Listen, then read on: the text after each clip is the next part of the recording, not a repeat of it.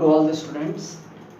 Last class में हम लोग कलर कोडिंग और effect of temperature on resistance पढ़े और आपको दो क्वेश्चन होमवर्क में दिया गया था।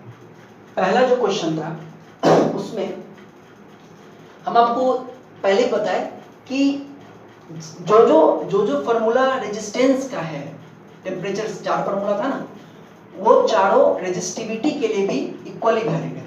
तो क्वेश्चन में आपको रेजिस्टिविटी दिया हुआ है। अब ये नहीं कि रेजिस्टिविटी दिया हुआ है तो रेजिस्टेंस निकालने लगी। आपको अगर लेंथ और एरिया के बारे में कुछ नहीं बताया है तो रेजिस्टिविटी से रेजिस्टेंस कैसे निकालेंगे, है नहीं? तो जो फार्मूला रेजिस्टिविटी के लिए है वो रेजिस्टेंस के लिए भी इक्वली है, जो रेजिस्टेंस के लिए वो रेजिस्टिविटी के लिए। तो रेजिस्टिविटी आपको दी हुई है 0 डिग्री सेल्सियस पर 1.6 × 10⁻⁻⁶ ओम सेंटीमीटर। ओम सेंटीमीटर में है, कोई बात नहीं, आप भी अपना आंसर सेंटीमीटर में दे दीजिएगा, कोई दिक्कत नहीं। हाँ, अगर ऑब्जेक्टिव टाइप का क्वेश्चन है जिसमें कि ऑप्शन में अगर मीटर में है तो फिर आपको कन्वर्ट करना पड़ेगा, डिवाइडेड बाय 100 कर देंगे, 10⁻⁸ ओम मीटर हो जाएगा। और अल्फा 20 डिग्री सेल्सियस पे दिया हुआ है 1/254.5 जो कि हो जाएगा 0.004 ओम पर डिग्री सेल्सियस। आपसे पहला पॉइंट पूछा है कि 60 डिग्री सेल्सियस पर रेजिस्टिविटी की वैल्यू क्या होगी। अगर आपको 0 डिग्री सेल्सियस पे पता है और आपसे 60 डिग्री सेल्सियस पे पूछ रहा है तो आप इस फार्मूला को यूज कर सकते हैं कि ρ60 = ρ0 × 1 + α0t। लेकिन आपको α0 नहीं दिया हुआ है और α0 की जगह क्या दिया हुआ है, α20 दिया हुआ है। तो कोई एक दिया हुआ हो और अगर 0 पे निकालना हो तो उसका क्या फार्मूला है, αt = α0/1 + α0t। तो α20 आपको पता है, वो पुट कर दीजिए और α0 यहाँ से निकाल लीजिए। जब आप सॉल्व करेंगे, हम यहाँ पूरा नहीं सॉल्व किया, आप कर सकते हैं इतना, तो α0 की वैल्यू कितनी आ जाएगी, 0.00434। अब इसमें आप इसकी वैल्यू पुट कर दीजिए, ρ0 पता ही आपको 0 पर क्या, आंसर आ जाएगा पहले का 2.0174 × 10⁻⁻⁶ ओम सेंटीमीटर। सेकंड इसमें पूछा था α60, तो अगर α0 पता है तो α60 भी पता चल जाएगा। तो सेम फार्मूला यूज करके α0 = 1 + 60 α0 α60 3.4 × 10⁻⁻³ ओम पर डिग्री सेल्सियस। ठीक है, एक और क्वेश्चन देते हैं होमवर्क में, आइए उसको बनाते हैं।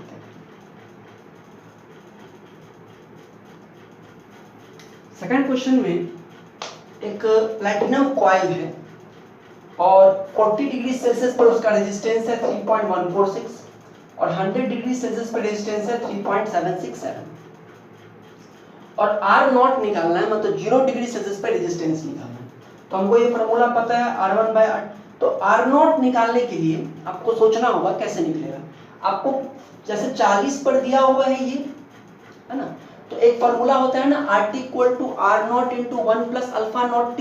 इस फार्मूला में R0 है जो कि आपको निकालना है। तो RT मान लीजिए 40 डिग्री सेल्सियस पर आपको RT तो पता है 40, R0 तो निकालना ही है। अंदर में 1 + α0t, α0 भी नहीं पता है आपको और t तो पता है 40, तो दो अननोन है ना, तो एक इक्वेशन नहीं निकलेगा, आपको α0 निकालना पड़ेगा। उसके लिए आपको ये दो वैल्यू दिया है और चौथा वाला फार्मूला आपको यूज करना होगा कि R1/R2 = 1 + α0t1/1 + α0t2। क्योंकि यहाँ पे R1 पता है आपको 40 पर, R2 पता है 100 पर, α0 बस एक ही अननोन है, t1 हो जाएगा 40, t2 हो जाएगा 100। अब इसको अगर आप इसमें पुट करेंगे तो α0 की वैल्यू आ जाएगी 0.00374 ओम पर डिग्री सेल्सियस। और फिर उसको या तो R100 में या R40 में किसी में भी लगाइएगा, इस इक्वेशन में डालिएगा, α0 पता चल गया, R0 निकालना है तो आपको वैल्यू पता चल जाएगी 2.732 ओम। ठीक है, अच्छा एक और चीज निकालना था 40 डिग्री सेल्सियस पे अल्फा, तो जब 0 पे पता चल गया तो किसी पे भी पता चल जाएगा। तो यही फार्मूला यूज करेंगे, αt = α0/1 + α0t। हम खत्म। ओके, अब आते हैं सर्किट एलिमेंट्स के सेकंड पार्ट पे, इंडक्टर पर। ठीक है, रजिस्टर में जितने टाइप के क्वेश्चन पूछ सकते हैं मैंने आपको बता दिया है। ठीक है, अब आते हैं हम लोग रजिस्टर इंडक्टर पर। ठीक है, इंडक्टर, देखिए इंडक्टर को समझने के लिए और इंडक्टर को स्टार्ट हम लोग कर रहे हैं तो उसके पहले हम लोग को कुछ चीजें जाननी होंगी मैग्नेटिक फील्ड के बारे में, और उससे भी पहले हम आपको एक एक्सपेरिमेंट के बारे में बताते हैं जो कि इस पूरे इलेक्ट्रिकल इंजीनियरिंग में जो भी चीजें आप देखते हैं, मोटर, जनरेटर, इवन जो आपके ट्रांसमिशन सिस्टम्स हैं, है ना, तो इन सब का जो बर्थ हुआ, जन्म हुआ, वो एक संजोग से हुआ, एक एक्सीडेंट से हुआ। और ये एक्सीडेंट हुआ ओयरस्टेड नाम के साइंटिस्ट के साथ, तो सुने होंगे ना। हुआ ये कि ओयरस्टेड कोई एक अपना इलेक्ट्रिकल का एक्सपेरिमेंट कर रहे थे, सपोज कि एक बैटरी और एक बल्ब के साथ वो कुछ एक्सपेरिमेंट कर रहे थे, और संजोग से एक्सीडेंटली एक मैग्नेटिक कंपास जानते हैं आप लोग? मैग्नेटिक कंपास होता है जो कि एक आयरन की एक निडल, मतलब एक निडल होती है, मैग्नेटिक निडल, जो कि हमेशा नॉर्थ साउथ की तरफ घूमती है। इसको यूज करते थे सेलर्स जो जहाज पर चलने वाले हैं, डायरेक्शन पता करने के लिए। आप ऐसे भी घूम जाएंगे तो वो, जब आप इस तरफ पूर्व पश्चिम घूम जाएंगे तो वो ऐसे घूम जाएगा, और जब आप ऐसे घूम जाएंगे तो वो ऐसे घूम जाएगा। अपने आप को वो सेट करता है, और किस प्रिंसिपल पे काम करता है कि अर्थ का एक मैग्नेटिज्म है ना, वो मैग्नेटिज्म उसको फोर्स करता है, मतलब मैग्नेटिक निडल मूव करेगा जब भी इस पर एक मैग्नेटिक फोर्स लगेगा, ठीक है। तो हुआ ये कि ओयरस्टेड ये अरेंजमेंट कर रहे थे, और वहीं पर उसी टेबल पर बगल में एक मैग्नेटिक कंपास संजोग से रखा हुआ था। तो उन्होंने जैसे ही इस स्विच को ऑन किया, ठीक है, जैसे ही स्विच को ऑन किया, बल्ब को तो ग्लो करना था, बल्ब तो ग्लो किया ही, और ये निडल भी डिफ्लेक्ट किया, मैग्नेटिक निडल ये डिफ्लेक्ट किया। उन्होंने फिर से किया, ये फिर डिफ्लेक्ट किया। तो यहां से जब ये डिफ्लेक्ट कर रहा है, इसका मतलब इसको कुछ मैग्नेटिक फोर्स मिल रहा है, तभी ये डिफ्लेक्ट कर रहा है ना। तो जब ये फर्दर और साइंटिस्ट लोगों ने मिलकर के जब इस चीज को ऑब्जर्व किया, तो उन्होंने एक कंक्लूजन निकाला कि करंट कैरिंग कंडक्टर, जिस भी कंडक्टर से करंट फ्लो कर रहा है, current carrying conductor produces a magnetic field around it, है ना। करंट कैरिंग कंडक्टर अपने चारों तरफ एक चुंबकीय क्षेत्र बनाता है, एक चुंबकीय प्रभाव बनाता है, ठीक है। और उस प्रभाव के अंदर में अगर कोई निडल हो या कुछ हो, तो अगर मैग्नेटिक स्ट्रेंथ उतना है तो वो उस निडल को अट्रैक्ट कर लेगा, इतना है उसमें। तो मैग्नेटिक यानी कि ये एक इंपॉर्टेंट, क्योंकि इससे पहले लोग ये समझते थे कि मैग्नेटिक चुंबक का जो चुंबकत्व जो है, मैग्नेटिज्म जो है, वो सिर्फ परमानेंट मैग्नेट्स के पास होती है, जैसे कि आपको क्षण चुंबक, बार मैग्नेट या नाल चुंबक, है ना। सिर्फ ये जो परमानेंट मैग्नेट्स होते हैं, सिर्फ उन्हीं का एक मैग्नेटिक फील्ड होता है, उन्हीं का एक चुंबकीय प्रभाव होता है। लोग ऐसा सोचते थे पहले, लेकिन इस एक्सपेरिमेंट ने ये बताया कि सिर्फ मैग्नेट के कारण ही मैग्नेटिक फील्ड नहीं होता है, एक करंट कैरिंग कंडक्टर भी अपना मैग्नेटिक फील्ड बनाता है, ठीक है ना। और फिर फर्दर काफी डिस्कवरी हुई इसमें, और काफी चीजें पता चली। जैसे आपको पता होगा कि अगर एक करंट कैरिंग कंडक्टर इस तरह से है ना, तो इसका मैग्नेटिक फील्ड किधर बनेगा? तो आप लोग को पता होगा कि राइट हैंड थंब रूल लगता है इसमें। करंट अगर ऊपर है तो मैग्नेटिक फील्ड इस तरह से है ना, इस तरह से। नीचे होगा तो इस तरफ से होगा। फिर ये चीज डायरेक्शन पता चला। एक्चुअली आपको पता होगा मैग्नेटिक फील्ड जो है वो तो काल्पनिक चीज है, वो तो ये दिखाने के लिए है कि मैग्नेट का प्रभाव कहाँ है। मैग्नेटिक फील्ड जितना ज्यादा घना होता है, जितना ज्यादा डेंस होता है, उतना ही ज्यादा क्या कहते हैं कि मैग्नेटिज्म ज्यादा है, उतना ही मैग्नेटिक इफेक्ट ज्यादा है।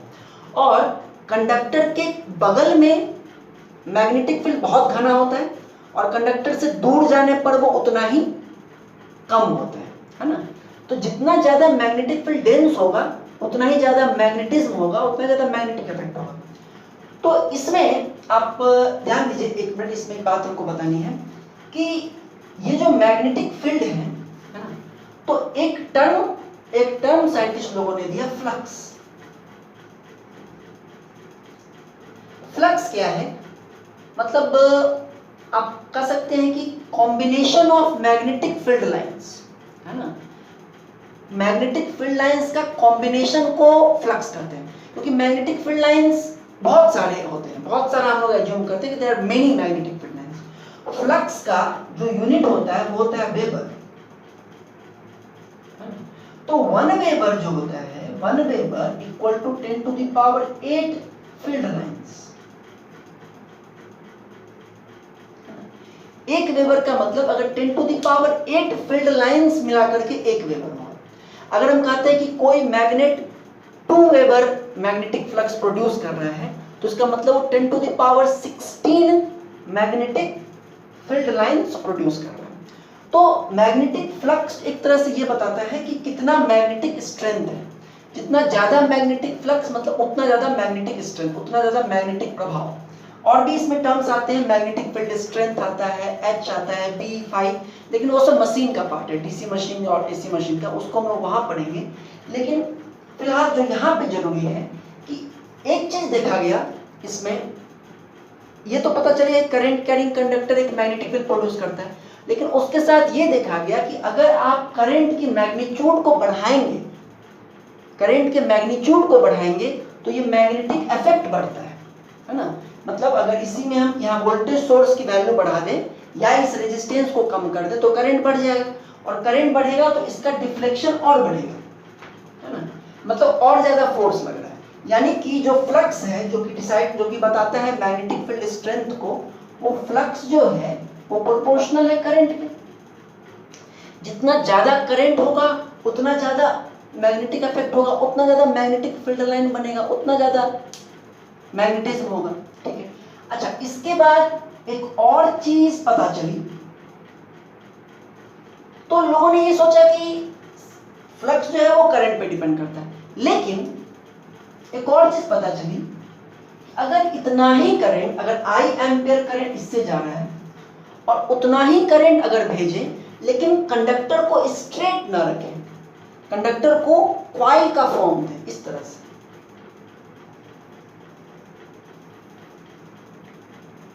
है ना, लेकिन इसको हम लोग स्ट्रेट ना रखें और अगर सेम करंट दें और फिर देखते हैं मैग्नेटिज्म कैसा होता है, तो पाया गया कि इसका जो मैग्नेटिक इफेक्ट है, इसका जो फ्लक्स है, इसका जो मैग्नेटिज्म है, वो इसके कंपैरिजन में काफी ज्यादा है ना, जब हम इसको कॉइल का फॉर्म दे देते हैं। यानी कि फ्लक्स जो है वो सिर्फ करंट पे डिपेंड नहीं करता है। अच्छा, इसमें भी जैसे अब ये जो हम लोग घुमाए हैं ना, इसको कहते हैं टर्न्स। आपने कितने टर्न्स किए, जैसे यहाँ पर 1 बार, 2 बार, 3 बार, 4 बार, 5 बार, 5 टर्न किया। ये अगर आप नंबर ऑफ टर्न्स की संख्या और बढ़ा दीजिए, जितना ज्यादा टर्न्स होगा उतना ही ज्यादा मैग्नेटिक इफेक्ट होगा, उतना ही ज्यादा फ्लक्स होगा। यानी बात ये जो एक वायर है इसको सिंगल टर्न कहते हैं, एक, और ये जो है इसमें जितना बार घुमाएंगे उतना टर्न होगा, और टर्न को रिप्रेजेंट करते हैं n से, n इक्वल टू 5। अब जितना मतलब सेम करंट रखिए, लेकिन अगर आप टर्न्स की संख्या बढ़ा देंगे तो मैग्नेटिक इफेक्ट बढ़ जाएगा, ठीक है। कॉइल अगर बना देंगे तो मैग्नेटिक इफेक्ट बढ़। ऐसा क्यों होता है? क्योंकि देखिए, जब कंडक्टर स्ट्रेट है तो मैग्नेटिक फील्ड इसका चारों तरफ फैला हुआ है, इन द होल एयर, ठीक है। जब ये स्ट्रेट है तो मैग्नेटिक फील्ड चारों तरफ फैला हुआ है, लेकिन जब इसको हमने कॉइल कर दिया तो मैग्नेटिक फील्ड चारों तरफ नहीं फैल पाया, बल्कि इस कॉइल में ट्रैप हो गया, मतलब फंस के रह गया, और मैग्नेटिक फील्ड जो बनता है वो कुछ इस तरह का बनता है ना। इसमें फंस के रह जाता है, इसमें क्या है कि वो चारों तरफ फैल जाता है और इसमें फंस के रह जाता है, इसलिए मैग्नेटिक फील्ड काफी डेंस हो जाता है ना, ट्रैप।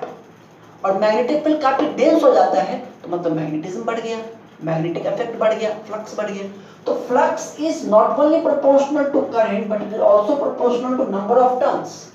जितने ज्यादा नंबर ऑफ टर्न्स रखेंगे उतना ही ज्यादा फ्लक्स भी होगा, ठीक है। अच्छा, इसके बाद एक और भी बात सामने आई कि यहां पर तो हमने इसको एयर में लपेटा है, ऐसे एयर में लपेट दी। अगर हम एक आयरन का या कोई भी जो टेम्पोररी मैग्नेट मटेरियल है, देखिए मटेरियल 3 तरह के होते हैं mainly, non magnetic material, permanent magnetic material और टेम्पोररी मैग्नेटिक मटेरियल। अब अब उसमें भी अलग अलग टाइप है, परमानेंट मैग्नेट के, फिर पैरामैग्नेटिक है, डाया, फेरो, फेरी, फेराइट, तेरा, लेकिन मेनली 3 है, नॉन मैग्नेटिक, पैरामैग्नेटिक और non magnetic, magnetic, permanent magnet, temporary magnet. Non magnetic material वो होते हैं जो कि मैग्नेटाइज हो ही नहीं सकते हैं, कभी नहीं, मतलब वुड, प्लास्टिक, एयर, ये सब नॉन मैग्नेटिक में आ गया। परमानेंट मैग्नेट वो होते हैं जो कि हमेशा उनमें मैग्नेटिज्म रहेगा, हालांकि हमेशा तो नहीं, वो भी एज के साथ होने पर घटता है, लेकिन फिर भी फॉर ए लॉन्ग ड्यूरेशन रहेगा, ठीक है। जैसे रेडियो का मैग्नेट, या आपको बार मैग्नेट, हॉर्सशू मैग्नेट, नाल चुंबक, ये सब परमानेंट मैग्नेट में आता है। और एक तीसरी कैटेगरी है टेम्पोररी मैग्नेट की। टेम्पोररी मैग्नेट में वो हैं जो कि मैग्नेट बनते हैं जब उनसे कोई मैग्नेटिक फील्ड पास करता है, तब जब उनसे कोई मैग्नेटिक फील्ड पास करता है तो वो मैग्नेट की तरह बिहेव करने लगते हैं, लेकिन अगर वो फील्ड चला जाए तो फिर थोड़ी देर बाद वो नॉर्मल हो जाते हैं। फॉर एग्जाम्पल, आपने एक्सपेरिमेंट किया होगा या ऐसे देखा होगा कि जब भी हम लोग एक चुंबक से अगर किसी कांटी को सटाते हैं तो सट जाता है, उसके बाद थोड़ी देर बाद उसको हटा लीजिए कांटी को, और उससे फिर कोई पतला पतला पिन को सटा के देखिए तो पिन सट जाएगा उस कांटी में। इसका मतलब क्या है कि उस कांटी में मैग्नेटिज्म आ गया, किसके कारण? उस चुंबक के कारण। चुंबक थोड़ा देर सटा रहा तो कुछ मैग्नेटिज्म उसमें आ गया। एक्चुअली क्या होता है, देखिए कि अगर इसके एकदम डीप में जाए तो एक्चुअली जो कारण है किसी भी मटेरियल के नॉन मैग्नेटिक, परमानेंट मैग्नेट और टेम्पोररी मैग्नेट होने का, उसका कारण ये है कि आपको पता ही है कि हर मटेरियल में इलेक्ट्रॉन्स होते हैं ऑर्बिट्स में। तो लोगों ने ये कहा कि इलेक्ट्रॉन्स स्थिर नहीं होते हैं, वो अपने एक्सिस पर ही घूमते रहते हैं, ठीक है। जैसे चंद्रमा अपने एक्सिस पर घूम रहा है ना, वैसे ही इलेक्ट्रॉन्स अपने एक्सिस पर घूमते हैं। जो लोग केमिस्ट्री पढ़े होंगे, स्पिन क्वांटम नंबर पढ़े होंगे कि प्लस हाफ, माइनस हाफ, इस तरह से। तो उनका जो डायरेक्शन है वो क्लॉकवाइज, एंटी क्लॉकवाइज, इस तरह से होता रहता है, ठीक है। तो मतलब जो नॉन मैग्नेटिक मटेरियल्स हैं उसमें जो इलेक्ट्रॉन्स हैं, तो उसमें क्या है कि लगभग 50% इलेक्ट्रॉन्स एक डायरेक्शन में घूम रहे हैं और 50% इलेक्ट्रॉन्स डिफरेंट डायरेक्शन में, अपोजिट डायरेक्शन में घूम रहे हैं। देखिए इलेक्ट्रॉन क्या है? इलेक्ट्रॉन है चार्ज। इलेक्ट्रॉन जब मूव कर रहा है, इलेक्ट्रॉन जब मूव कर रहा है तो चार्ज के मूवमेंट का मतलब आप समझ सकते हैं कुछ करंट टाइप का। चार्ज मूव करे तो करंट, और करंट जहां होगा वहां मैग्नेटिक फील्ड होगा। तो चार्ज अगर क्लॉकवाइज डायरेक्शन में घूम रहा है तो वो एक मैग्नेटिक फील्ड बना रहा है। इलेक्ट्रॉन अगर क्लॉकवाइज डायरेक्शन में घूम रहा है तो वो एक मैग्नेटिक फील्ड बना रहा है। जितने इलेक्ट्रॉन क्लॉकवाइज डायरेक्शन में घूम रहे हैं वो सब एक डायरेक्शन में मैग्नेटिक फील्ड बना रहे हैं, और अगर उतने ही इलेक्ट्रॉन अपोजिट डायरेक्शन में घूम रहे हैं तो वो अपोजिट डायरेक्शन में मैग्नेटिक फील्ड बना रहे हैं। तो रिजल्टेंट जो है, रिजल्टेंट मैग्नेटिक फील्ड वो जीरो हो गया। बात समझ में आ रही है? तो नॉन मैग्नेटिक मटेरियल में जो इलेक्ट्रॉन्स हैं, half of the electrons revolve, मतलब spin in one direction, half spin in other direction. तो रिजल्टेंट अलग अलग तो दोनों बना रहा है अपना अपना मैग्नेटिज्म, लेकिन रिजल्टेंट क्या है? जीरो है। परमानेंट मैग्नेट में most of the electrons move in one direction. ये इनका जो इनकी जो मतलब ये जो डेवलप हुए हैं मटेरियल, आयरन, कोबाल्ट, ये जो डेवलप हुए हैं समय के साथ धरती के अंदर, उसके कारण उनके अंदर ये प्रॉपर्टी आई है ना। तो परमानेंट मैग्नेट जो होते हैं उसमें most of the electron move in one direction, एक ही डायरेक्शन में घूमते हैं, ठीक है। तो इसलिए उसमें एक मैग्नेटिज्म होता है। जो टेम्पररी होते हैं, है ना, उसमें क्या है कि उसमें भी रैंडम है ना, कोई किसी डायरेक्शन में घूम रहा है, कोई किसी डायरेक्शन में घूम रहा है। लेकिन अगर जैसे कि एक कांटी है ना, उसके अंदर के जो इलेक्ट्रॉन्स हैं, कोई इस तरफ घूम रहा है, कोई इस तरफ, कोई किसी तरफ घूम रहा है, इसलिए नॉर्मल कंडीशन में कोई मैग्नेटिज्म नहीं। लेकिन इसकी एक प्रॉपर्टी है, अगर इसके साथ, इसके अगल बगल में कोई मैग्नेट रख दें तो इस मैग्नेट का अपना एक मैग्नेटिक फील्ड बनेगा, वो अपना एक मैग्नेटिक फील्ड बनाएगा।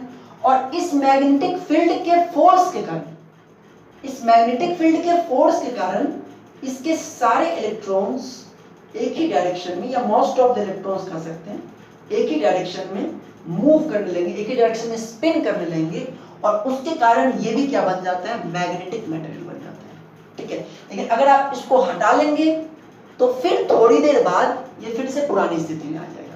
लेकिन जो नॉन मैग्नेटिक मटेरियल है उसके अगर आप बगल में रखेंगे आयरन को, परमानेंट मैग्नेट को, तो उसकी ऐसी प्रॉपर्टी नहीं होती है कि इलेक्ट्रॉन्स का मूवमेंट का डायरेक्शन चेंज हो जाए, उसमें नहीं कर सकता है, लेकिन टेम्पोररी में कर सकता है। तो टेम्पोररी जो मटेरियल्स होते हैं उनको हम लोग मैग्नेटिक मटेरियल्स बना सकते हैं।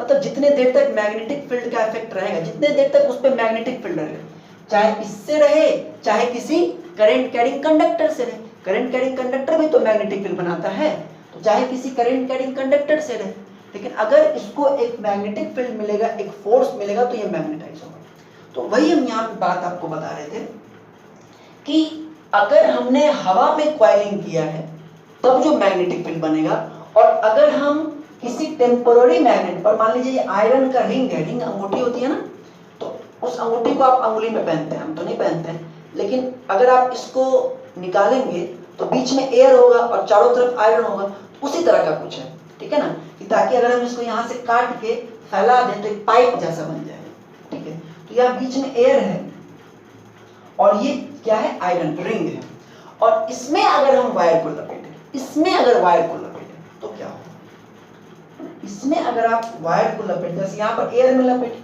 इसमें अगर हम लोग वायर को लपेटते हैं, ठीक है, दैट इज थोड़ा सा फिगर गंदा बन गया, आप समझिएगा इसको ना, इसके ऐसे ऐसे ऐसे वायर को लपेटें, और इसमें भी करंट उतना ही है I, और इसमें भी n इक्वल टू 5, सपोज इसमें भी n इक्वल टू, ऐसे देखने में 2 3 4 लग रहा है, लेकिन हम चाहें तो इसको एक और टर्न बना सकते हैं।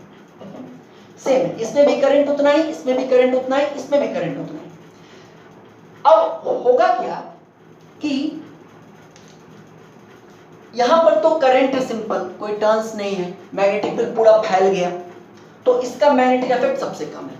इसमें क्या है कि मैग्नेटिक फील्ड ट्रैप हुआ, लेकिन बीच में जो एयर है वो नॉन मैग्नेटिक है, उसके मतलब प्योरली नहीं लेकिन फिर भी है, तो उसके जो इलेक्ट्रॉन्स हैं उसको ये जो कंडक्टर के कारण जो मैग्नेटिक फील्ड है वो इस एयर के इलेक्ट्रॉन्स को एक डायरेक्शन में स्पिन नहीं करवा पाता है। तो इसके अंदर में जो मैग्नेटिक फील्ड आप देख रहे हैं, जो फ्लक्स आप देख रहे हैं, वो सिर्फ और सिर्फ इस करंट कैरिंग कंडक्टर के कारण है। ठीक है, लेकिन अब यहाँ पे आइए, है ना, यहाँ पर आइए, यहाँ पे जब ये करंट कैरिंग कंडक्टर, जब इस कॉइल से हम लोग करंट पास करेंगे, इसको कॉइल करते हैं, जब लपेट देते हैं क्या करते हैं, कॉइल करते हैं। जब आप इससे करंट पास करेंगे तो ये जो कॉइल है ये अपना एक मैग्नेटिक फील्ड बनाएगा, current carrying conductor produces magnetic field, ये अपना मैग्नेटिक फील्ड बनाएगा, और ये magnetic field iron is a temporary magnet, इस तरह का है ना। तो आयरन के जो इलेक्ट्रॉन्स अलग अलग डायरेक्शन में डांस कर रहे थे, उनको जब ये फील्ड मिलेगा तो वो सारे एक डायरेक्शन में आ जाएंगे, और ये जो आयरन है ये अपना भी एक मैग्नेटिक फील्ड बनाएगा, तो ये अपना भी एक मैग्नेटिक फील्ड बनाएगा, और इस कंडक्टर का तो अपना मैग्नेटिक फील्ड है ही, है ना। आयरन का भी मैग्नेटिक फील्ड आ गया और कंडक्टर का भी मैग्नेटिक फील्ड आ गया, बोथ मैग्नेटिक फील्ड आ गया। ठीक है, तो इसके कारण अब जो रिजल्टेंट फ्लक्स होगा वो इन दोनों के कंपैरिजन में कई गुना ज्यादा होगा। इवन अगर एयर से कंपैरिजन करें तो आयरन में 100 टाइम्स ज्यादा मैग्नेटिक फील्ड बनता है। ठीक है, यानी कि जो फ्लक्स है वो सिर्फ करंट पे ही नहीं, टर्न पे ही नहीं, एक और चीज पे डिपेंड करता है कि जो मटेरियल है वो कैसा है ना। जैसे कि हम लोग अभी पढ़े रजिस्टर में कि जो मटेरियल जितना आसानी से इलेक्ट्रॉन्स को फ्लो होने दे उसका रेजिस्टेंस उतना ही कम होता है, और जो जितना ज्यादा अपोज करता है उसका रेजिस्टेंस उतना ही ज्यादा होता है। सिमिलरली मैग्नेटिक मटेरियल में भी है, जो जितनी आसानी से मैग्नेटाइज हो जाए या जो जितनी आसानी से अपने थ्रू मैग्नेटिक फील्ड को पास होने दे उसका रिलक्टेंस, जैसे इलेक्ट्रिकल सर्किट है ना उसमें रेजिस्टेंस है, वैसे ही मैग्नेटिक सर्किट में रिलक्टेंस है। जो मटेरियल जितनी आसानी से मैग्नेटाइज हो जाए, जितनी आसानी से अपने से मैग्नेटिक फील्ड को पास होने दे, उसका रिलक्टेंस उतना ही कम होगा, और जितना रिलक्टेंस कम होगा उतना ही फ्लक्स ज्यादा होगा। जितना रेजिस्टेंस कम होगा उतना ही करंट ज्यादा होगा। उसी तरह से जितना रिलक्टेंस कम होगा उतना ही फ्लक्स ज्यादा होगा। आयरन का रिलक्टेंस काफी कम है, देखिए आसानी से सब अलाइन हो गया डायरेक्शन, कोई प्रतिरोध नहीं किया। वही लकड़ी होता, एयर होता, प्रतिरोध करता, नहीं होंगे एक डायरेक्शन में अलाइन, है ना। तो इसका रिलक्टेंस क्या है, कम है एयर के कंपैरिजन में, ठीक है, और इस कारण से इसका फ्लक्स ज्यादा है। तो अब रिलक्टेंस जो है वो किसी मटेरियल के लिए, अच्छा रिलक्टेंस का भी देख लिया, और इसकी सिमिलरिटी देखिए रेजिस्टेंस से। रेजिस्टेंस का फॉर्मूला क्या होता है, रो एल बाई ए, और रिलक्टेंस को ऐसे लिखते हैं आर से, और इसका फॉर्मूला देखिए, इसमें भी एल है, ए है और म्यू है। What is mu, mu is permeability, permeability of material, material की परमिएबिलिटी। परमिएबिलिटी क्या होती है कि परमेबिलिटी मतलब अपने से पास होने देना, है ना। जैसे रेजिस्टिविटी था, तो रेजिस्टिविटी हर मटेरियल की फिक्स है, लेकिन रेजिस्टेंस डिपेंड करता है लेंथ पर और एरिया पर। उसी तरह से हर मटेरियल की परमेबिलिटी फिक्स है, लेकिन रिलक्टेंस डिपेंड करेगा लेंथ पर और एरिया पर। परमेबिलिटी क्या होती है, ease of passing magnetic field through it. जो मटेरियल जितना ज्यादा अपने से मैग्नेटिक फील्ड को पास होने देगा उसकी परमेबिलिटी उतनी ही ज्यादा होगी। परमिएबिलिटी, परमिएबल का डिक्शनरी में होता है अपने से पास होने देगा, तो जितनी ज्यादा परमेबिलिटी है इसका मतलब उतना आसानी से वो पास होने दे रहा है, मतलब उतना कम रिलक्टेंस है ना। समझ में आ रही बात। परमेबिलिटी और रेजिस्टिविटी एनालॉगस नहीं है। रेजिस्टिविटी क्या था, जितना ज्यादा रेजिस्टिविटी होगा उतना ज्यादा रेजिस्टेंस होगा, लेकिन यहां पर परमेबिलिटी क्या है, ease of passing magnetic field. जितना ज्यादा परमेबिलिटी होगा उतना आसानी से मैग्नेटिक फील्ड को पास होने देगा और उतना ही कम रिलक्टेंस होगा, इसीलिए ये नीचे में है। जितना कम परमेबिलिटी उतना ज्यादा रिलक्टेंस, जितना ज्यादा परमेबिलिटी उतना कम रिलक्टेंस, और रिलक्टेंस लेंथ और एरिया पे भी डिपेंड करता है, ठीक है। तो इसको भी जरा देख लीजिए, R equal to L upon mu A, ये फॉर्मूला होता है रिलक्टेंस का। तो देखिए जैसे कि ये अगर एक आयरन रिंग है,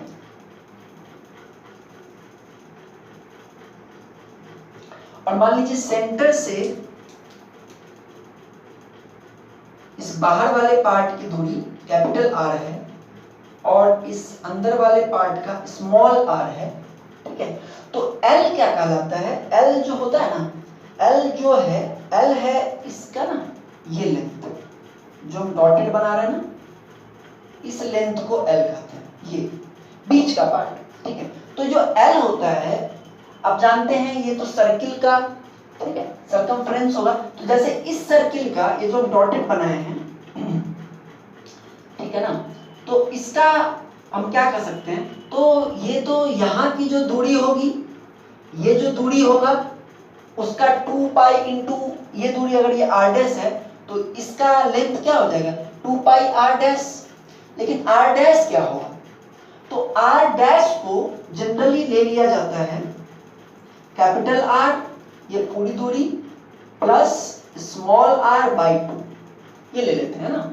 यहां से यहां तक की दूरी प्लस यहां से यहां तक की दूरी, ठीक है, समझ आ रही बात है ना, डिवाइडेड बाय 2, इसको r डैश के बराबर ले लिया जाता है। तो L क्या हो जाएगा 2 पाई ये r डैश, तो equal to 2 pi r plus r by 2, ये होता है L।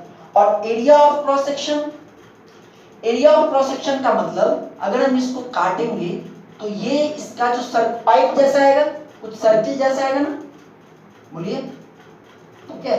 तो इसका एरिया, अब इसका एरिया निकालने के लिए आपको इसका रेडियस पता होना चाहिए।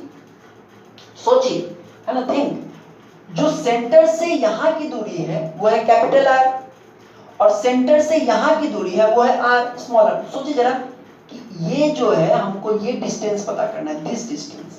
ये जो डिस्टेंस होगा ये इसका क्या हो जाएगा, डायामीटर हो जाएगा। इस पाइप का ये जो डिस्टेंस होगा वो क्या होगा, इसका डायामीटर बाई 2 कर देंगे रेडियस के लिए। तो ये डिस्टेंस क्या होगा, अगर हम r में से इस r को घटा दें तो ये मिल जाएगा ना, इस r में से इस r को घटाएं तो ये मिल जाएगा। यानी कि ये जो डिस्टेंस है d, ये d कितना है, r माइनस r। तो इसका रेडियस क्या हो जाएगा, इसका रेडियस क्या हो जाएगा बताइए, r माइनस r बाई 2। तो हमको तो इसी का एरिया निकालना है ना, तो एरिया क्या हो जाएगा, पाई r स्क्वायर होता है, तो लिख सकते हैं pi into r minus r by 2 का होल स्क्वायर। समझ में आ रहा है आपको, आ रहा होगा, सिंपल है। लेंथ को तो हम लोग r प्लस r बाई 2 ले लेते हैं, तो 2 pi into r plus r by 2 length, और एरिया ऑफ क्रॉस सेक्शन जो है वो हो जाता है पाई इंटू, अब इसका निकालना है तो इसका डिस्टेंस होगा r माइनस r, रेडियस होगा r माइनस r बाई 2, तो pi into r minus r by 2 का होल स्क्वायर मीटर स्क्वायर। तो इस तरह से हम लोग किसी भी अच्छा, इसको जो है ना जिसके ऊपर लपेटा गया है इसको कोर भी कहते हैं, कोर, COR, ठीक है।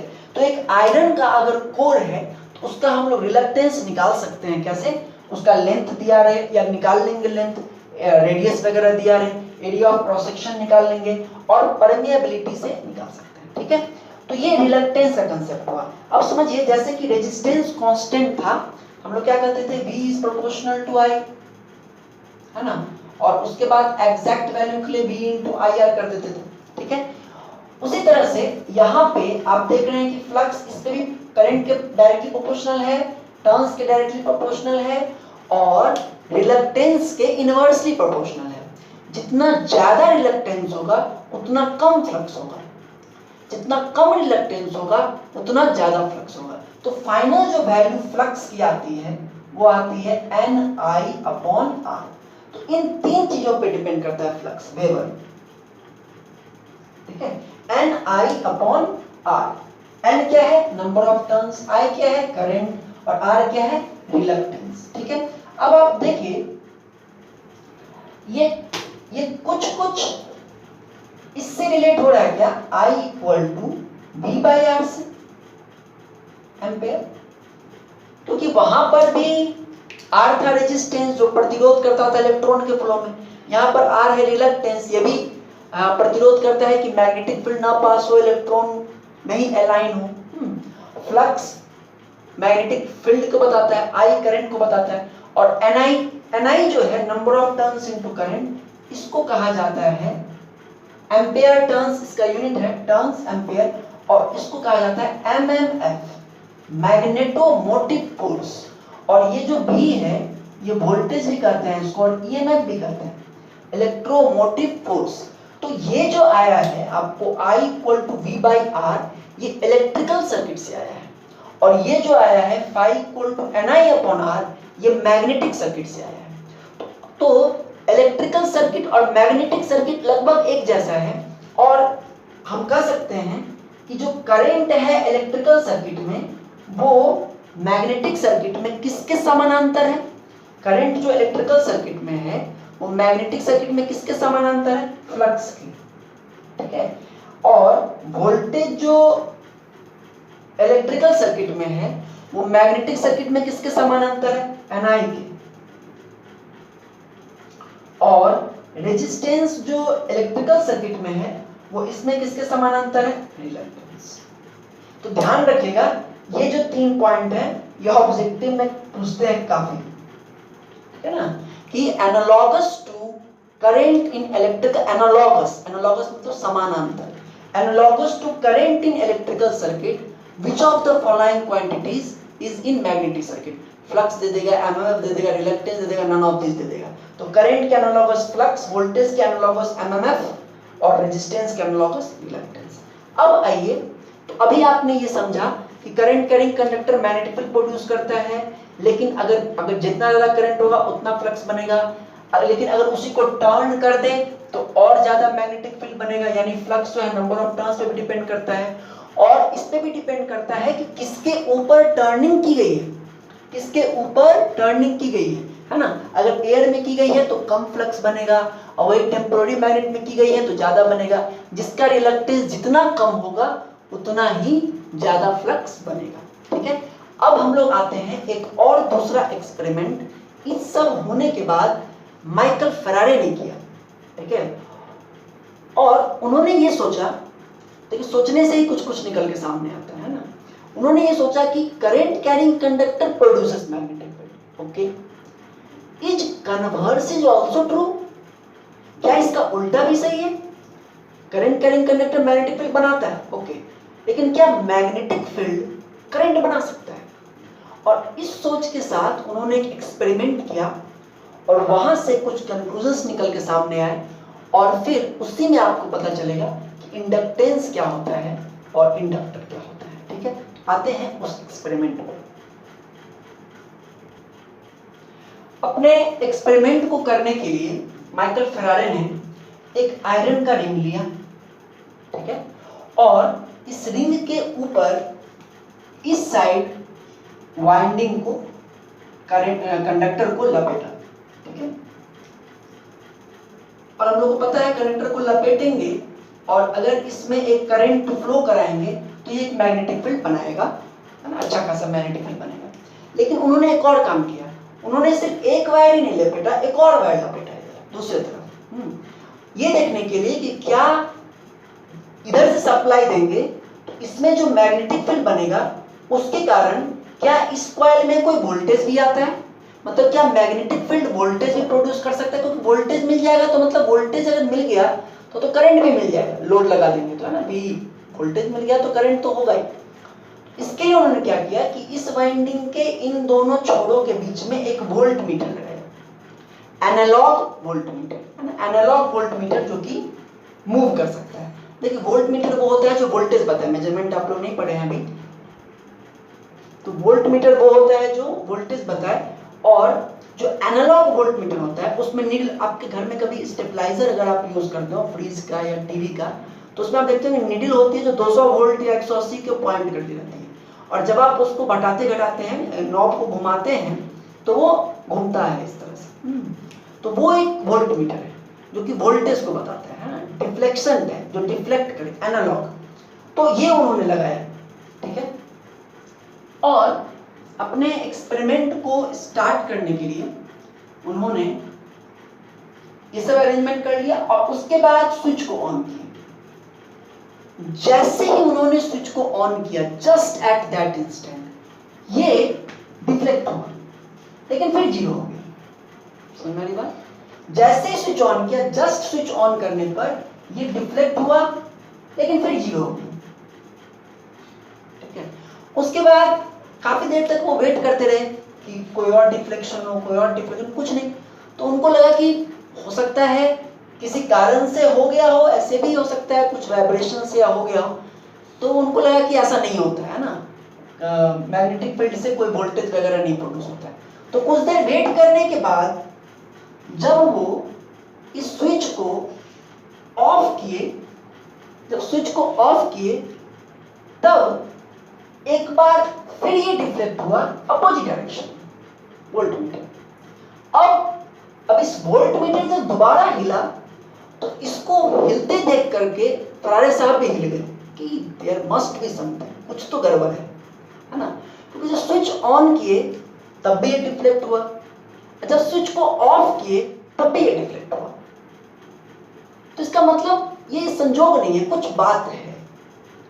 और इस पर जब डिटेल्ड रिसर्च वगैरह किया गया तो बात क्या निकल के आया, सो आप खुद सोचिए। देखिए क्या है कि मतलब क्या हुआ होगा, सोचिए।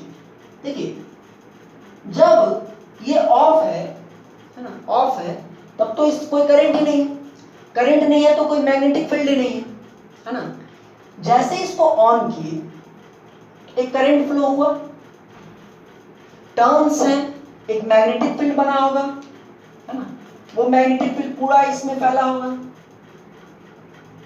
सरफेस पर, इसके बाहर, इस आयरन रिंग के बाहर से, अंदर से, सब जगह से, और वो इस कंडक्टर से भी पास किया होगा। तो स्विच ऑन करने के जस्ट पहले इस कंडक्टर से कोई मैग्नेटिक फील्ड नहीं है, नहीं ना। लेकिन जिस समय स्विच ऑन किए उस समय इससे मैग्नेटिक फील्ड पास किया और एक वोल्टेज डेवलप हुआ, तभी तो वोल्टमीटर डिफ्लेक्ट हुआ, तभी डिफ्लेक्ट हुआ। लेकिन उसके बाद फिर जीरो हो गया। उसके बाद जब तक स्विच ऑन है तब तक मैग्नेटिक फील्ड कांस्टेंट है, क्योंकि ये डीसी सोर्स है। डीसी सोर्स कैसा होता है? जिसका वोल्टेज हमेशा क्या रहे? कांस्टेंट रहे। तो अगर वोल्टेज कांस्टेंट है तो करंट भी कांस्टेंट है, और करंट कांस्टेंट है तो phi equal to NI/R। N तो कांस्टेंट है, रिलक्टेंस कांस्टेंट, करंट कांस्टेंट है तो फ्लक्स भी कांस्टेंट है। जब तक स्विच क्लोज है तब तक फ्लक्स कांस्टेंट है, तो कोई भी वोल्टेज जनरेटेड नहीं है। और फिर थर्ड स्टेप में जब आपने स्विच को ऑफ किया तब क्या हुआ? स्विच को जैसे ही ऑफ करेंगे वैसे ही मैग्नेटिक फील्ड घटने लगेगा, है ना। तो फिर जब मैग्नेटिक फील्ड चेंज हुआ तो फिर नीडल डिफ्लेक्ट किया। इसका मतलब है कि वोल्टेज जो इंड्यूस हो रहा है, वोल्टेज जो जनरेट हो रहा है, वो डिपेंड कर रहा है मैग्नेटिक फील्ड के चेंज पर, मैग्नेटिक फील्ड के स्ट्रेंथ पर नहीं, मैग्नेटिक फील्ड के चेंज पे डिपेंड कर रहा है ना। मैग्नेटिक फील्ड जब तक कांस्टेंट था तब तक कोई ईएमएफ इंड्यूस नहीं हुआ, लेकिन जैसे ही मैग्नेटिक फील्ड में चेंज हुआ वैसे ही ईएमएफ इंड्यूस हुआ। एक बात। दूसरी बात उन्होंने ये भी देखी, अगर यहाँ पे नंबर ऑफ टर्न्स को बढ़ा दे, है ना, तो ईएमएफ और ज्यादा इंड्यूस होता है, ठीक है। और मतलब कि दो चीजों पे डिपेंड कर रहा है, एक तो नंबर ऑफ टर्न्स को बढ़ाने पर, घटाने पर घट जा रहा है, और दूसरा फ्लक्स के चेंज पे डिपेंड कर रहा है, फ्लक्स के मैग्नीट्यूड पे डिपेंड नहीं कर रहा है। मतलब अगर मान लीजिए पहले से आप फ्लक्स दिए हुए 15 वेबर और घटा करके 12 वेबर करते हैं तो चेंज कितना किए? 3 वेबर। और अगर मान लीजिए आपका फ्लक्स है 5 वेबर और आप घटा करके 0 करते हैं तो कितना चेंज किए? 5 वेबर। तो चेंज जहां ज्यादा होगा वहां ईएमएफ इंड्यूस भी ज्यादा होगा। तो ईएमएफ इंड्यूस होता है, मैग्नेटिक फील्ड ईएमएफ इंड्यूस करता है, लेकिन change in magnetic field change होना चाहिए। अगर चेंज नहीं होगा तो मैग्नेटिक फील्ड इंड्यूस नहीं होगा। अगर यहाँ पर एसी डीसी के जगह एसी सोर्स लगा दिया जाए, एसी सोर्स कैसा होता है? जिसका मैग्नीट्यूड हर समय चेंज करता है। तो अगर वोल्टेज का मैग्नीट्यूड, तो वोल्टेज का मैग्नीट्यूड हर समय चेंज करेगा, तो करंट का भी मैग्नीट्यूड हर समय चेंज करेगा, और करंट चेंज करेगा तो फ्लक्स भी हर समय चेंज करेगा। अगर आप एसी सोर्स लगाइए तो ये जो पॉइंटर है ये हमेशा डिफ्लेक्ट होते रहेगा ऑलवेज, क्योंकि मैग्नेटिक फील्ड में हमेशा चेंज है, तो ये भी हमेशा चेंज होगा। इसके कहने का मतलब ये है कि वोल्टेज हमेशा इंड्यूस होगा। बात सुन आई? यानी कि फरारे साहब ने जो एक फॉर्मूला दिया तो भाई, और बहुत इंपॉर्टेंट जिसके कारण उनको फिर नोबेल प्राइज और भी तरह तरह की चीजें मिली, कि व्हेनेवर जब भी किसी कंडक्टर से मैग्नेटिक फील्ड का चेंज हो तो उसमें एक ईएमएफ इंड्यूस होता है, और यहां से फिर जनरेटर्स का आविष्कार होना शुरू हुआ, मोटर्स का आविष्कार होना शुरू हुआ। This all credit goes to this experiment. कि जब भी किसी कंडक्टर से कोई मैग्नेटिक फील्ड चेंज होता है, किसी कंडक्टर से जो मैग्नेटिक फील्ड पास कर रहा है, अगर वो चेंज होगा तो एक ईएमएफ इंड्यूस होगा, जिसकी वैल्यू उन्होंने दी equal to n d∅dt volt. यहाँ पर n क्या है? नंबर ऑफ टर्न्स, और d∅dt क्या बता रहा है? Change in flux with respect to time, time के साथ फ्लक्स में चेंज को बता रहा है, ठीक है। अब देखिए ये तो हो गया इक्वल टू n d∅dt, ठीक है। अब इसमें हमको ये बताना है, हाँ, तो देखिए अब यानी कि ध्यान दीजिएगा जरा, मतलब कि अगर एक कॉइल है, सपोज एयर में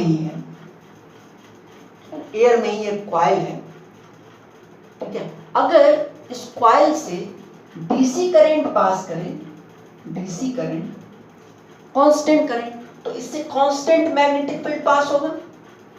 तो क्या इस कॉइल में कोई वोल्टेज जनरेट होगा? नहीं। क्यों? क्योंकि फ्लक्स कांस्टेंट है। d∅dt क्या हो जाएगा? 0, नो चेंज इन फ्लक्स, तो ईएमएफ इंड्यूस 0। लेकिन यही अगर इससे एसी करंट पास करें तो करंट अगर चेंज होगा तो मैग्नेटिक फील्ड भी चेंज होगा और तब इसमें एक ईएमएफ इंड्यूस होगा।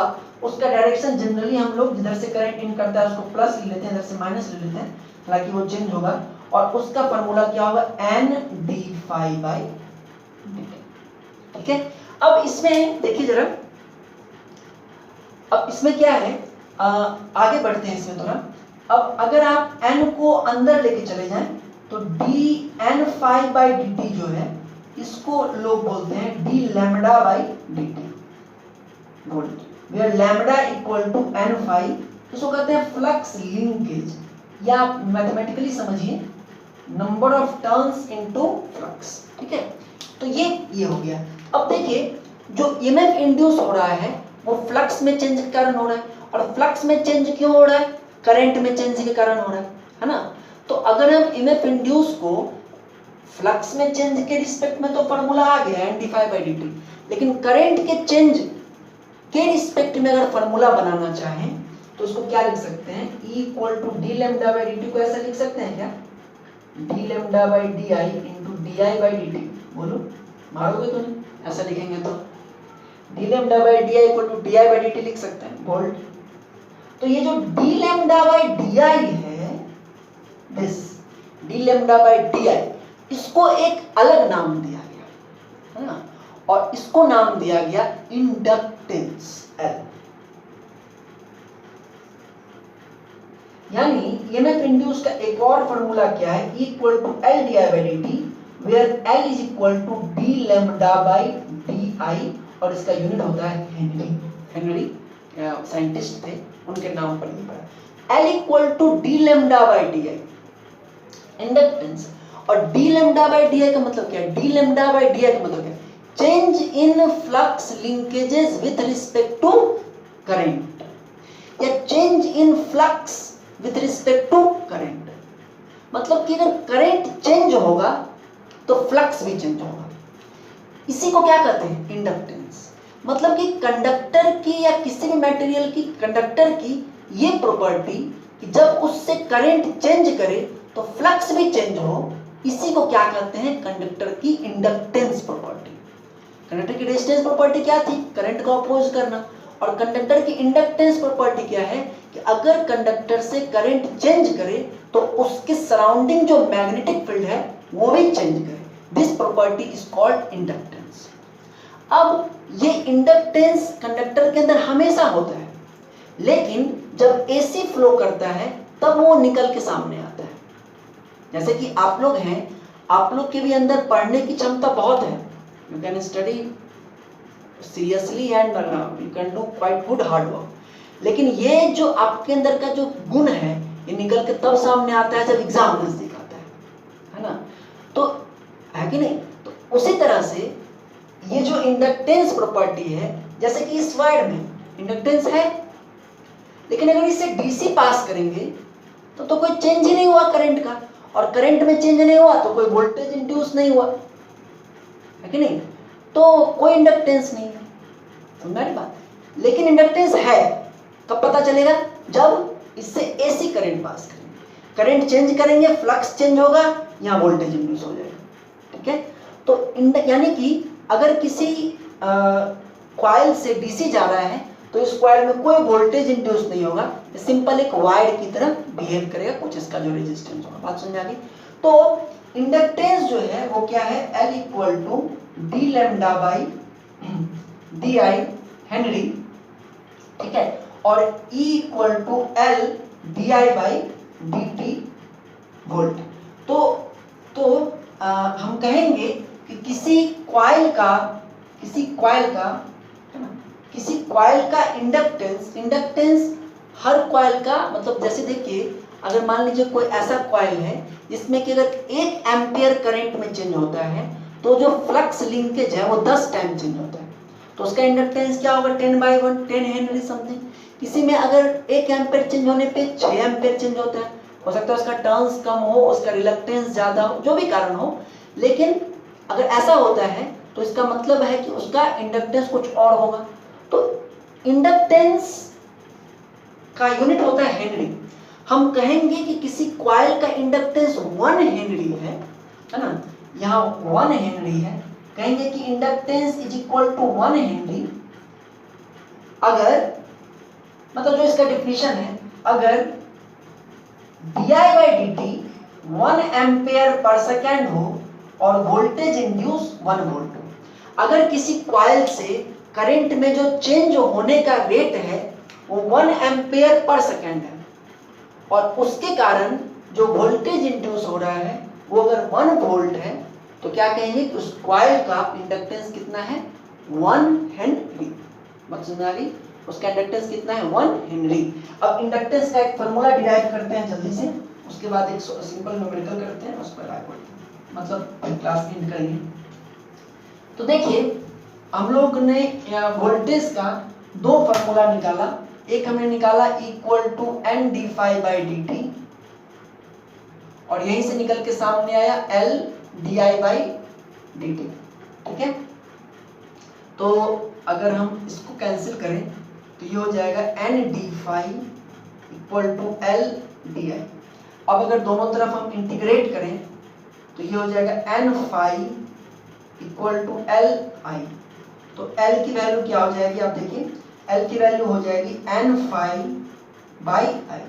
ठीक है, और phi का फॉर्मूला अभी हम लिखे थे n i बाई r, तो ये हो जाएगा n इंटू phi हो जाएगा n i बाई r और इधर कितना है i, तो i से i कट गया, तो ये हो जाएगा n स्क्वायर बाई रिलक्टेंस। ठीक है, और L equal to n square by reluctance, और रिलक्टेंस कितना होता है, रिलक्टेंस होता है L अपॉन म्यू a। तो यहाँ पर लिख सकते हैं n square upon L upon mu a, है ना, और इसको ऊपर लेके चले जाए तो क्या हो जाएगा n square mu a upon L Henry. तो ये एक और फॉर्मूला है इंडक्टेंस का। किसी भी कॉइल का अगर इंडक्टेंस निकालना है तो उसका फॉर्मूला क्या है, number of turns square into इसकी, इसमें जो n क्या है, नंबर ऑफ टर्न्स। अब जैसे कि मान लीजिए एक आयरन के रिंग पर एक कॉइल को लपेटा गया है। ठीक है, अब हमको इसका इंडक्टेंस पता करना है, तो फॉर्मूला तो ये लगाएंगे, n क्या होगा, नंबर ऑफ टर्न्स, म्यू क्या होगा, परमेबिलिटी ऑफ आयरन, म्यू क्या होगा, परमेबिलिटी ऑफ आयरन, ए क्या होगा, area of cross section of this iron, और एल क्या होगा, length of this magnetic path या आयरन जो भी कही, जो हम लोग पहले निकाल चुके हैं। तो ये फॉर्मूला बहुत इंपॉर्टेंट है, इसको देखिए ध्यान से। ठीक है, अब हम लोग एक न्यूमेरिकल करते हैं।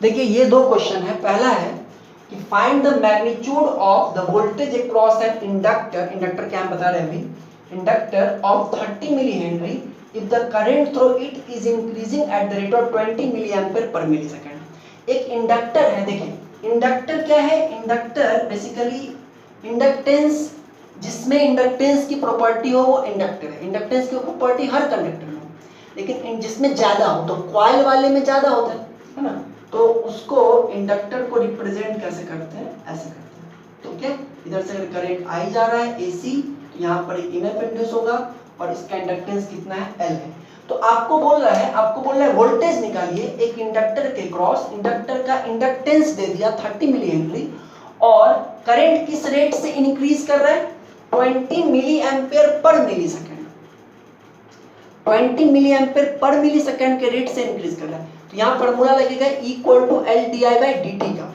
आपको करंट के इंक्रीज का रेट दे दिया है, L दे दिया है, तो E निकालना है। ठीक है, और दूसरा क्वेश्चन देखिए, यहाँ पर एक वोल्टेज सोर्स है, यहाँ पर एक इंडक्टर है, यहाँ 10 ओम है, 10 ओम के साथ सीरीज में एक इंडक्टर है, फिर यहाँ इंडक्टर है सीरीज में 5 ओम के, है ना, ये सब क्या है, ओम है। आपको पता करना है कि इस 5 ओम से कितना करंट फ्लो करेगा। ओके, और ध्यान में क्या रखना है कि सप्लाई क्या है, डीसी के लिए इंडक्टर एक सिंपल वायर की तरह बिहेव करता है, no voltage induced, simple wire. तो जहां जहां इंडक्टर है वहां सिंपल वायर से रिप्लेस करके फिर आप ये निकाल सकते हैं, सिंपल सॉल्व कर सकते हैं। तो दोनों क्वेश्चन को वीडियो पॉज करके आप ट्राई कीजिए।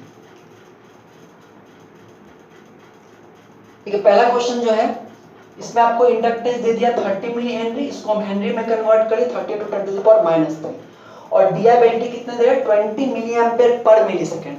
तो मिली एम्पेयर को एम्पेयर में कन्वर्ट कर लिए 20 to 10 to the power -3 और सेकंड मिली सेकंड को सेकंड में कन्वर्ट कर लिए 10 to the power -3 ampere per second आ गया। तो di/dt क्या आ गया 20 और L कितना है 13 to 10 to the power -3 तो E कितना होगा L di/dt। तो L की value 13 to 10 to the power -3 और di/dt 20 तो आंसर क्या हो जाएगा 0.6 वोल्ट जिनका बन गया। Very good. सेकंड ये देखिए इसमें मैंने आपको सब कुछ बता ही दिया कि ये चूंकि इंडक्टर है इससे डीसी सप्लाई होगा तो नो वोल्टेज इंड्यूस, ये सिंपल एक वायर है तो इसको हमने जहां जहां इंडक्टर है वहां वहां मैंने इसको सिर्फ एक वायर के रूप में रिप्रेजेंट कर दिया। ठीक है ना, इसका कारण जब नोट्स में हम आपको आंसर भेजेंगे तो लिख देंगे कि since DC supply is flowing through inductor therefore they will behave as a short wire, simple एक वायर की तरह। अब ये क्वेश्चन तो बहुत सिंपल हो गया, ये पैरेलल में 10 ओम 5 ओम पैरेलल में है, ये 10 वोल्ट यहाँ से अप्लाई करेंगे तो इसको भी 10 वोल्ट मिलेगा, इसको भी 10 वोल्ट मिलेगा, तो इससे करंट कितना फ्लो करेगा I = V/R। इसका करंट कैसे पता चलेगा, इसके क्रॉस जो वोल्टेज है कितना है 10 वोल्ट। ठीक है, तो 10/5 यानी 2 एम्पीयर। समझ में आ गई बात। अब नेक्स्ट है आपका होमवर्क। देखिए ये क्वेश्चन है आपको कि the current wave form in A 3 Henry inductor is shown below, find the corresponding induced voltage wave form. मतलब कि इस तरह का जो करंट है जो आप वेव फॉर्म देख रहे हैं ना, क्या देख रहे हैं t = -1 से t = 0, ये जो है दिस t = -1 से t = 0 के बीच में करंट 0 से बढ़ करके 1 एम्पेयर तक हुआ है। फिर t = 0 से t = 2 के बीच में करंट 1 एम्पेयर पे कांस्टेंट है। फिर 2 से 3 के बीच में करंट 1 से रिड्यूस होकर के 0 हुआ है। इस तरह का करंट एक 3 हेनरी के इंडक्टर से पास कर रहा है। ठीक है, इस तरह का करंट एक 3 हेनरी के इंडक्टर से पास कर रहा है, तो आपको ये बताना है कि उस इंडक्टर में वोल्टेज कैसा जनरेट होगा, उस इंडक्टर में वोल्टेज कैसा इंड्यूस होगा। मतलब -1 से 0 के बीच में कैसा वोल्टेज होगा, 0 से 1 के बीच में कैसा होगा, 1 से ग्राफ के रूप में बताना है। कैसे बनेगा, सेम = L di/dt। L तो आपको पता है, आप -1 से 0 के बीच में करंट का चेंज पता कीजिए, वो कैसे पता चलेगा, तो di/dt से पता कीजिए, है ना। Final current minus initial current by final time minus initial time, उससे पता कीजिए। L = di/dt से पता करके आप वेवफॉर्म ट्राई कीजिएगा। इस तरह क्वेश्चन अगले क्लास में फिर हम लोग और भी बनाएंगे। ठीक है, थैंक यू वेरी मच।